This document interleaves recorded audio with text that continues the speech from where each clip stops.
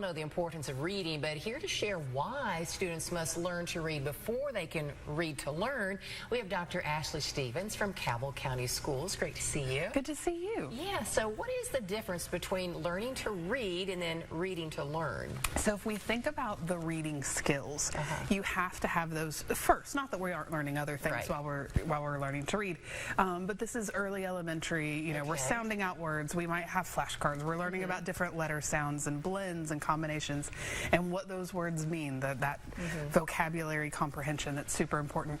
And we have to have that before we can get into higher order or topics that you really have to read in order to learn. If you think about like history, certainly we can watch, you know, some videos and those types of things, but you really have to do a lot of reading to absorb a lot of other topics.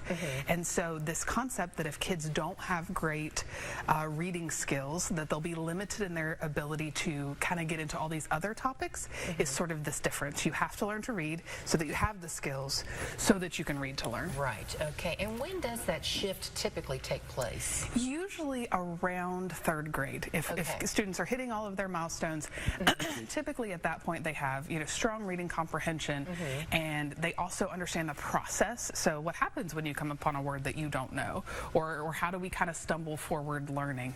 And at that point we can introduce or continue to introduce other things that are more reading focused in terms of how they learn those topics. Okay. What happens if a student doesn't learn to read on time? That is where we can end up in a situation where everything else is hard. There is nothing inherently hard about learning, you know, social studies concepts unless you don't have the skills to do it. Kind of like if I were going to do a science experiment, but I had, you know, hurt myself and I couldn't do the things that were required to carry out the science experiment, that would be a real limitation.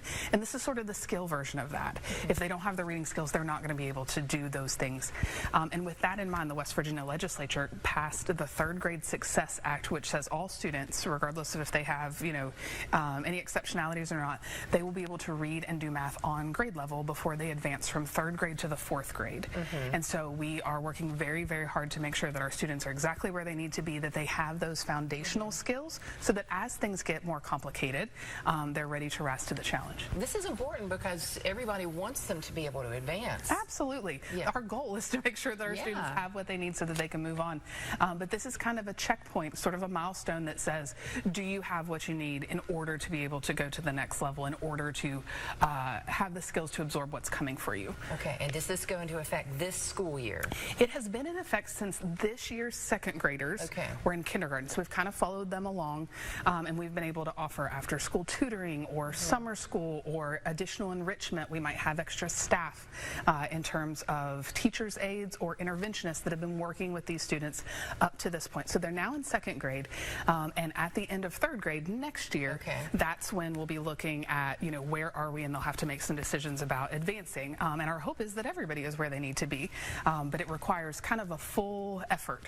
We're doing everything we can on our side, and we need families to kind of partner with us. If you know that your child's behind, you know, we've been sending information.